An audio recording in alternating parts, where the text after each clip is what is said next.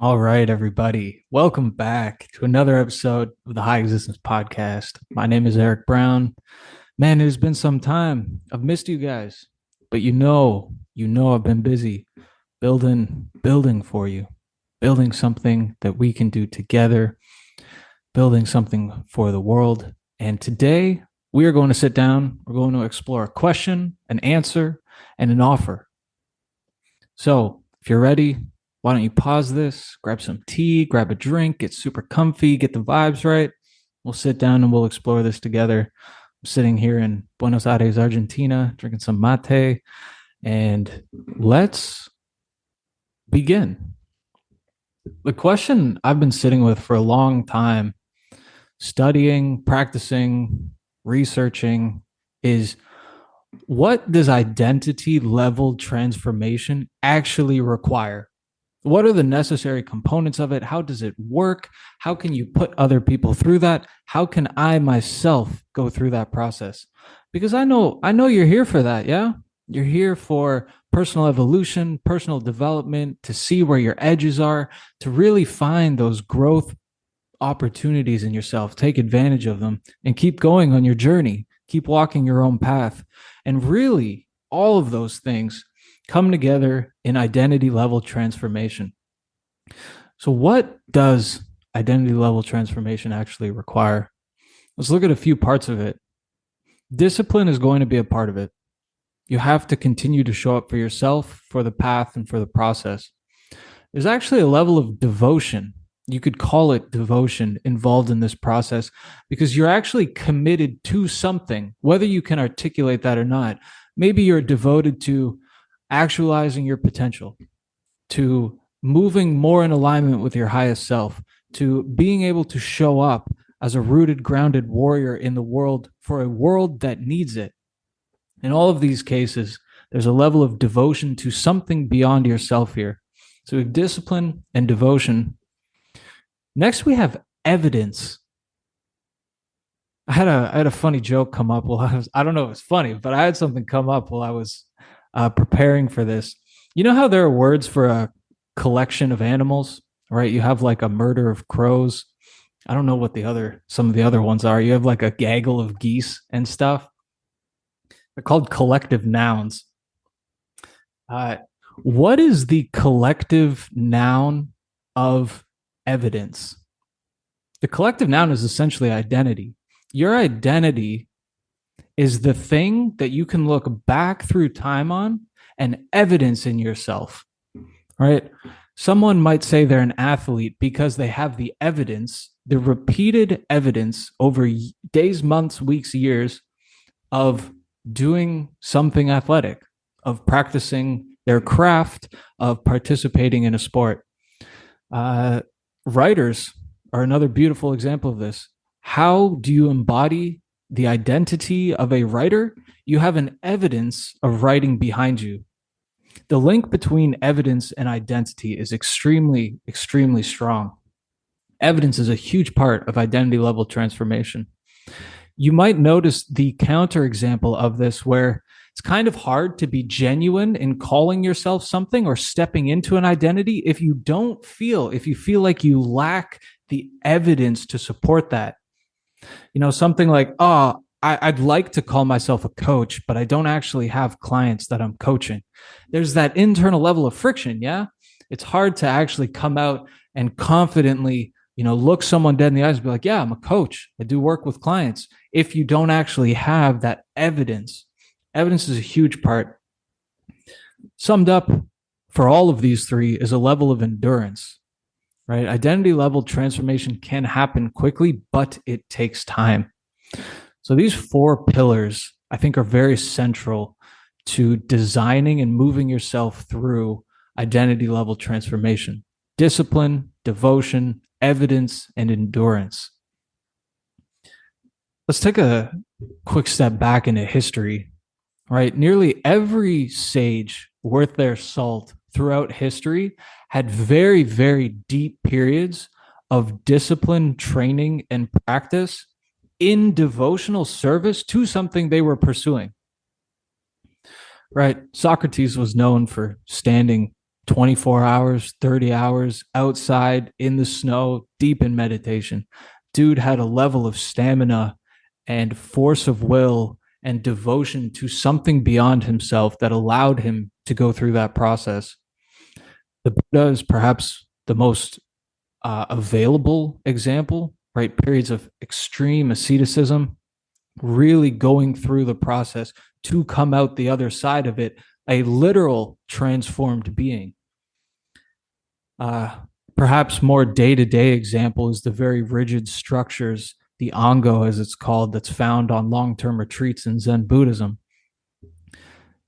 It is very difficult to find strong, real examples of identity change that do not couple discipline and devotion together in a explicit container. Yeah. So what all of these four really come together in is they give you that step up. They elevate your baseline from where you're at now to what you can be, moving you closer in that direction. But that's a temporary step up unless it's maintained, right? You can think of a staircase. We're going to do a number of experiences. You're going to have a number of insights that will elevate you beyond baseline. And the real test is whether you can normalize that new level as your new baseline. For myself personally, for a lot of people I've seen and a lot of people I've worked with, one of the traps we fall into is this kind of hamster wheel of healing and growth. Yeah.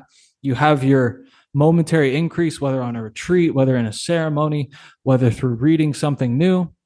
Maybe it plays out for a few days, maybe it plays out for a few weeks, but then almost inevitably, yeah, you find yourself back where you were, starting the process again from day one.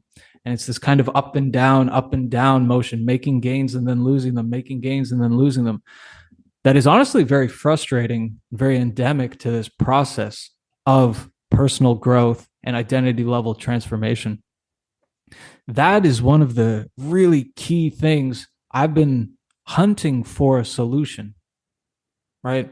How do you normalize new baselines quickly, sustainably, and in a way that endures over time? I actually had the fun opportunity this week to be on a group call with a practicing family hypnotherapist. Apparently they exist, yeah. Hypnotherapy and family therapy combined. And I was talking about this challenge and this opportunity and this offer that we're putting together here. I'll talk about it in a second. But one of the pieces of feedback he had for me that he appreciated was the length of time. Because he was like, do you know how long it actually takes change to settle in down at the epigenetic level, the level where you have actually altered the expression of your genes? He's like 90 days, like 3 months. And yet you see this almost nowhere, right? You see the 2-week sprints, you see the one-off 30-day challenges, you see the 5-week containers, and yet none of those are actually long enough and sustained enough to have your body go through a physiological response process and actually make those things your new normal. They're great for motivation. They're great for letting you sample the practices that help. But literally, unless you are enduring over time, a considerable amount of time, right? 3 months is nothing to laugh at. It doesn't root itself at the level of your breath, your bones, and your DNA and how they express themselves. So that was really fascinating and really rooted me back in this argument of, wow, we need to take time. We need to take time. And I think one of the traps that we can fall into a lot here is actually overestimating the time commitment, but underestimating how long that is in our life, actually. Right? On one hand, you might look at 90 days, 100 days and be like, damn, that's a lot of time. I don't know if I'm willing to commit to that. I don't know if I have the capacity for it. But, if you fast forward, and hopefully everyone here and everyone listening will have a long, beautiful life ahead of them, 90 days in the scope of the rest of your life is like what, 0.002%? Like, it's really not that long. particularly if we're doing it to completely transform ourselves. Awesome. One of the perhaps most straightforward ways I view identity level transformation as a kind of metaphor or an analogy is like when you are starting something new, you're trying to learn a new skill, you're trying to do a new behavior, you're trying to change your jobs, you're trying to change how you relate to yourself. You start inserting things into your schedule. You're like, I am doing this. Like, there's a conscious effort in making that thing a part of your life and a part of your day, where your relation to it is always something that is coming in. Let's use going to the gym, right? Going to the gym is one of the most accessible examples here, right? At the beginning, it's, oh, okay, I got to get myself to the gym. Oh, let's get to the gym. Oh, I don't want to do this. Oh, I don't want to do this. Oh, this is a lot of work. This is a lot of effort. This is challenging. This requires a lot of effort, willpower, and motivation on my part. There's a subtle shift that happens after days, weeks, and months of showing up to the gym, where the thing you begin to notice is not the act of going to the gym, it's the absence of that. You know, there comes a time, 2 months, 3 months, 6 months, 1 year down the line, where all of a sudden it hits you. It's like, I've been kind of off the past day. I'm not feeling too good. My energy is a little weird. Just the vibes are strange. Yeah. And it's actually, then the light bulb hits. It's, oh, I haven't gone to the gym. There's the absence of the thing. And that's how you know that it's been deeply rooted in your system, in your way of being, when you notice the absence of it, not the effort involved in trying to make it happen. And that is really what we're going for, right? That's the essence here of integrating something into your way of being, where just like it would be weird if you suddenly woke up not sleeping on your bed the next morning, you'd be like, wow, that was strange. What we want to be able to do is take whatever it is you want, whether that's deepening and awakening practice, whether that's developing pro adaptive behaviors, habits, routines in yourself, or making a career and identity transition. We want it to go from, oh man, this is taking a lot of effort, to, oh wow, it's weird when I don't do it. Awesome. So man, that's a lot on your plate. Yeah, it's not easy. Okay, great. We understand this. This is what we're up against. How are we actually going to do this? What path, process, container, technique are we going to do to bring that into our lives? Cultivate discipline, to root it in devotion, to acquire the evidence of identity change, and to endure long enough for that process to become automatic and unconscious instead of not automatic, forced, and very conscious. I've had the honor and the excitement and the opportunity to guide myself and hundreds of people at this point through containers, whether those are 30-day challenges, whether those are 8-week initiations, 1 week, 2 week, 3 week plant medicine intensive retreats. A lot of people have gone through this. And I've taken both my own experience and the evidence I've seen in other people and watching their process intimately, and have rooted it in something we're calling the Hero100. This is a 100-day challenge of essentially devotional discipline. We're going to take 6 of the most timeless, time-tested transformational practices and root them in our lives. No fancy fanfare, no obscure biohacks, just the things that work rooted deeply in our lives. Reaching new levels in these, new normals for our day, for our energy, for our practices, for our routines, and normalizing them so that they aren't just something that you're trying to do. They are a literal, lived and breathing way of being. So yeah, we'll talk a little bit about this in a second, but I mean, where did this come from? Right? Part of it came from actually being humbled, absolutely humbled in my own life. The week before Christmas, this past few months, the week before Christmas, I did a self-led stay-at-home retreat 5 days in, middle of the summer down here in Argentina. It's hot. I'm tired. I don't want to do whatever is coming up next on the schedule. I've been through the ringer already. 5 days in is a lot. Tired, hungry, confused, beaten down. And if you've ever done long, like just retreat experiences like that or long transformational processes, you know that that's when most of the juice comes. Yeah, when your defenses are down, when you're psychologically soft and malleable and fluid. And so there I was by myself, middle of the morning, sweating indoors in the middle of a medicine ceremony. And this commandment just bubbled up in my psyche. This just straight, clear order of you need to ground your devotion in daily discipline. And I was like, oh, ugh, gut punched, like just flatlined there. I was like, because it's one of those things when either if someone says it to you or you have this kind of knowing pop up in your awareness is like, oh, that is so correct.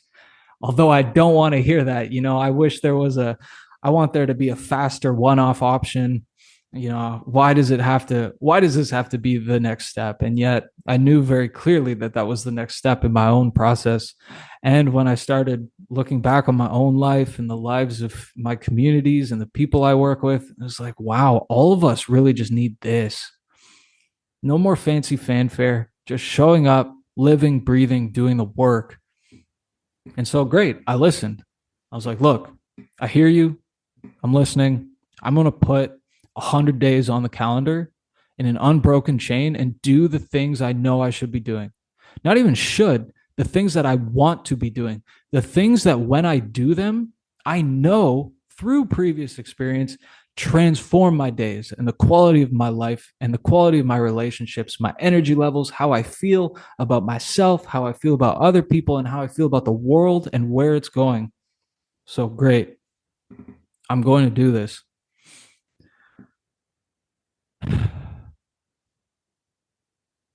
And quite frankly, one of the biggest problems I've had in a lot of my life is that I've always tried to do these things alone.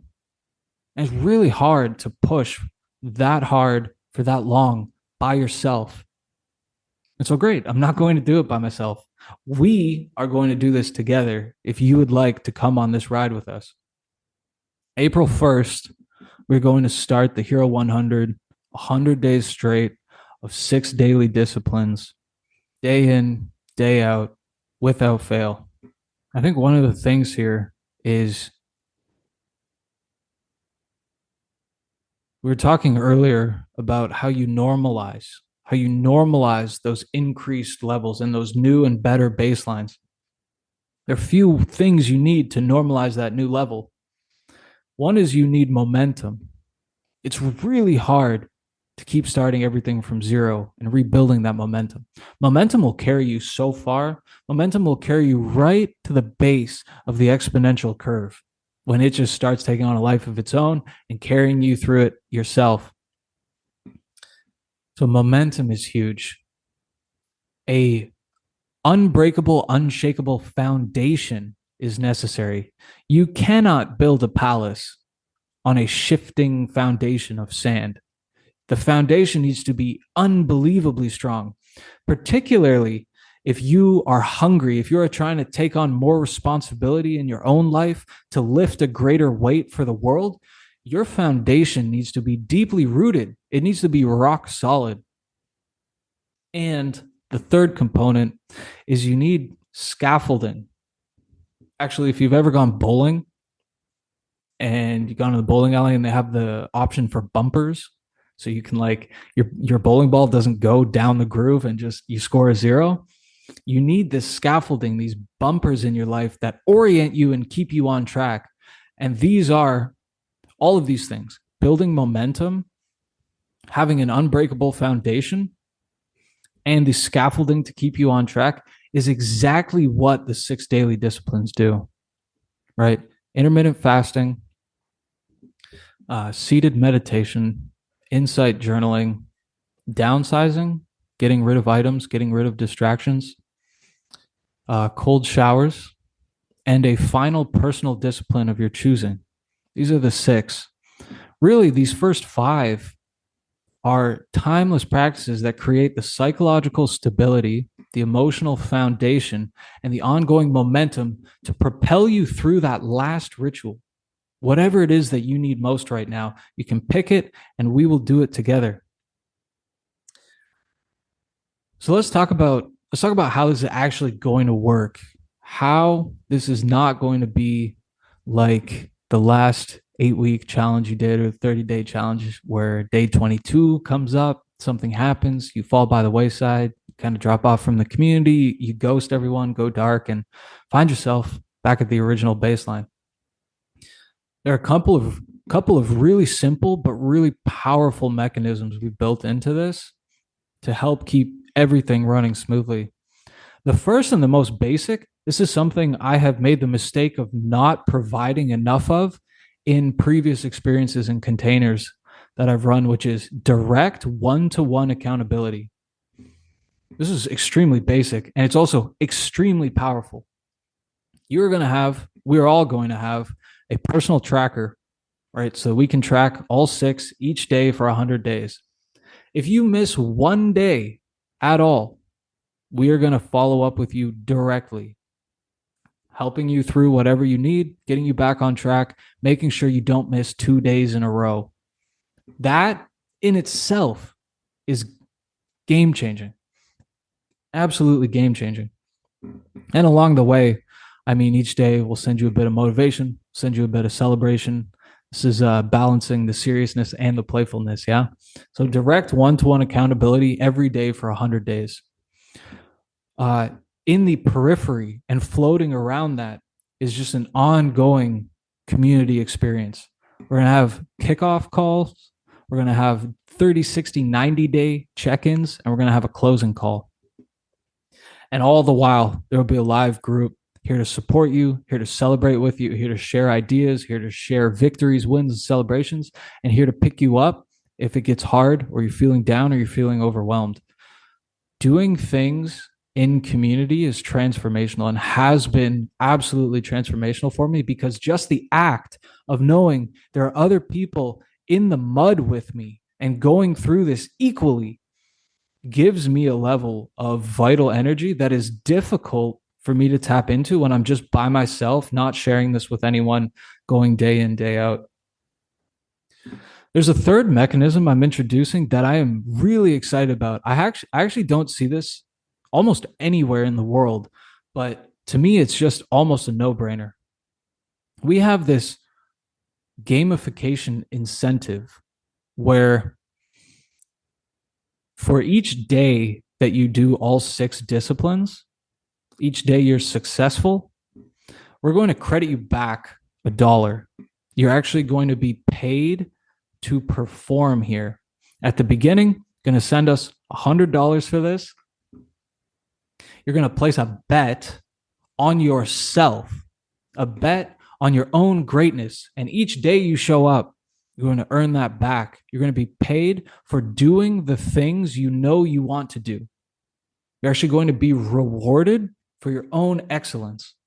And at the end of the 100 days, however many days you completed successfully, whether that's 12, 86, or 100 straight, we're going to send you back that amount.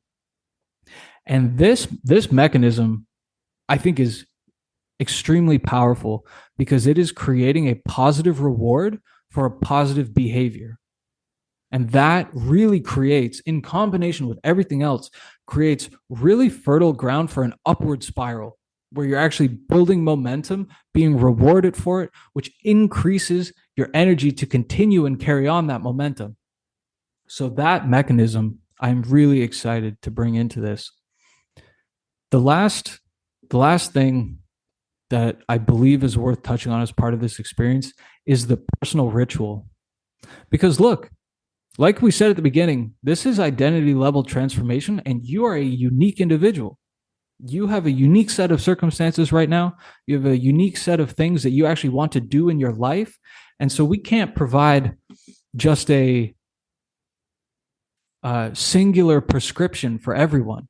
You have to bring to the table the thing that is most necessary in your life and the thing that you want to call in and step into.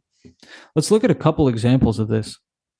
For some, it might be a fairly straightforward change in their daily structure. I want to wake up with the sunrise every day for 100 days. Awesome. You do that for 100 days, it'll become normalized and you will never look back. Maybe there's a huge thing on your bucket list that you've been waiting to do for a long time. Maybe one of my personal ones is having a book draft written. And if you committed to 500 words a day, which might only take you 20 minutes, by the end of 100 days, you'd have a functional 50,000 word book draft completed. You would literally complete a lifetime milestone by the end of this experience, be paid for it because of the mechanism, right, that we just spoke about, have a community celebrating that with you, and have literal direct accountability to that goal every single step of the way. And I mean, there's no limit. There are no restrictions to what your personal ritual can be. Maybe it's becoming a yoga teacher and doing your certification for an hour each day, right? The transformative potential of your personal ritual can't be overstated, and I think that's worth touching on. So let's round off and actually do a little imagination for a second. Let's say you did this. There's never a perfect time to make big investments in yourself. April 1st is as good as any day of this year, right? Life is always going to happen. Let's say you felt the call. Let's say you're ready to actually show up for yourself, show up for the world, and show up for the things that are collecting dust on your bucket list and your identity list. So we kick things off. We're pushing through days 20, 33, 50. There's a huge obstacle, comes out of nowhere in your life. You have the support of the community, you have the support of our team and the direct accountability. You push through that, you actually learn how to adapt, and you come to the end of 100 days straight of 6 daily disciplines. You come onto that final call with us. Your energy is clean, smooth, clear. You have a literal body of evidence. You could actually print out your results from the tracker. See this 100-row spreadsheet of green check marks everywhere. You have this body of evidence for your new identity, pointing to your ability to do hard shit, to endure it, to show up with a level of grace and devotion, and to endure despite whatever has happened in your life over the past 3 months. That is, if nothing else, an identity shift. You're now deeply rooted in the fact that you know that you can do this, that if you commit to something, you can bring it into reality. There's a level of core, unfuckwithable confidence that comes from that. What else? Well, I mean, you've taken an insane number of steps towards something of deep meaning to you in your personal ritual. You've likely actually achieved a huge milestone that 3 months prior was basically a pipe dream. It was like, it'd be cool if I could do that. Yeah, I'd love to have a newsletter and have 100 different essays written for it, right? I'd love to have a book draft written. I'd love to make a career change. I'd really love to learn how to play this instrument. And that has gone in 100 days from some idealistic fantasy to a living, breathing reality in you. And not only this, I mean, these practices, these psychological scaffolds, these emotional foundations are now rooted into your way of being. They're not something you need to force. They're not something you're falling back on, going through the hamster wheel, always starting from day one again. They have rooted themselves at the epigenetic level in your being. Your body is actually accustomed to it. You're no longer waking up to an alarm to get up for the sunrise. Your body is getting up by itself because the circadian rhythm, the neurobiology of your being has adjusted because you have done this for the amount of time that true, enduring, lasting identity transformation takes. And honestly, when I sit with that, my body just gets this all tingly. It's like, wow, that would be insane. That would be insane. I mean, at the end of the day, that's why I'm doing this. That's why I hope we are going to be doing this together, right? That excites me because that is a completely new foundation for me to keep going, right? Imagine if you did 3 of these 100-day challenges a year or 2 challenges a year. How, like, that momentum would be absolutely insane. Your life would look completely different in 6 months than it would probably in 3 years if you just kept going on the hamster wheel. Awesome. So let's recap that really quickly. We're here to do identity level transformation. I know that's what you're here for. I know you have greatness in you. I know I have greatness in me. I really want to unlock it. To do that, we need foundations, momentum, emotional stability, functional scaffolding, support, community, and devotion to ourselves, our purpose, and how we are going to enact that in the world. Great. Standing in front of you is the Hero100, a 100-day challenge of devotional discipline. 6 daily disciplines, a live community, direct accountability, pro-social, behavioral, gamified mechanisms, a personal ritual to take control of your life. And the opportunity is now sitting with you. Are you ready for this? Are you willing to do this? Because actually, the answer for all of us is actually, no, I'm not ready for this. If I was ready for this, it would already be a part of my life. You're never going to be ready for something like this, but you can be willing to show up for it. And let's zoom out. Let's zoom out for a moment just on the bigger picture of this. Because, yeah, on one level, this experience is self-serving. It is you doing this for yourself, but it is doing it so that we can normalize a level of physical, emotional, and spiritual fitness that makes us fit to serve the world. I know that's also why you're here. You care deeply. You care deeply about people and the planet, the future of humanity, the future of existence, and to bring about, in the beautiful words of Charles Eisenstein, the more beautiful world that our heart knows is possible. But that is going to take some serious work. Taking that potentiality and rooting it in actuality is going to take a huge amount of effort. And we need to be at our best, right? We need to be fit. We need to be humble. We need to be ready. We need to be trained. And we need, perhaps most importantly, to own an identity that I can do this, that I'm ready to show up alongside a group of heroic warriors and really enact change, whether that is being of service for my family when someone dies, whether that is taking more responsibility than I thought I could for my company, for my work, for my art, for my craft. That is what we're doing here. We're showing up to improve and evolve ourselves so that we can commit and devote ourselves to something beyond ourselves. That is what the Hero 100 is here to do. It is a intense transformation of the individual. None of these one-off experiences, none of these fancy techniques. This is timeless, time-tested practices done with the support of those who care about you, who will meet you where you're at, who will look you in the eye and say, yeah, I'm in it too, man. I'm in it too. Let's keep going. Can you take one more step?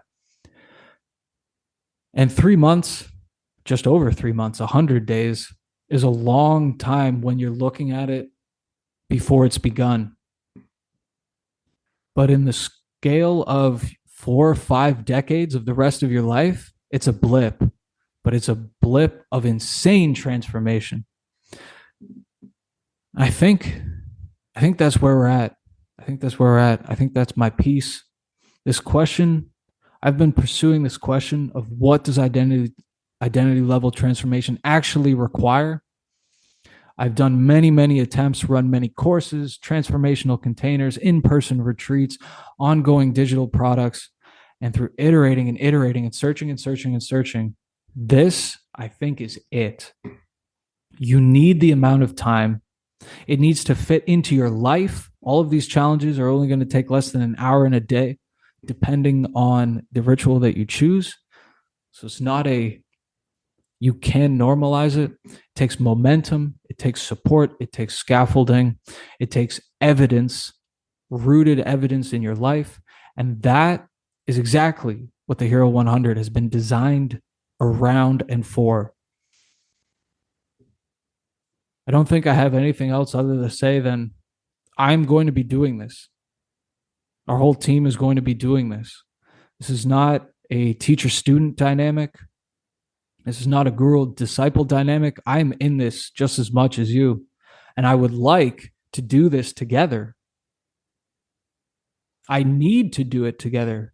I need to do this with people. So I'm really planting the flag and calling in the group here who feels the same way, who's ready for this, and who wants to show up for it. Yeah, there will be links in the description if you want to see more on this. I've covered the vast majority of this. It's a very simple, straightforward offer, and I think that is part of the genius of it. We are going to start day one on April 1st, so still good amount of time. We're not going, this isn't just an open-ended invite. Right? There's a limited number of spaces here. If this is right for you, you can email us if you have any questions, comments, concerns. But I really hope that you will come and do this with us, do this with me, do this in lockstep, because that is the way that we are truly going to transform, truly show up for the world and for ourselves. With all of that, thank you so much for being here. As always, it means the world to be able to share this with you. And I hope that we can share this experience together very soon. All right. Much love. Talk more soon, guys. I love you.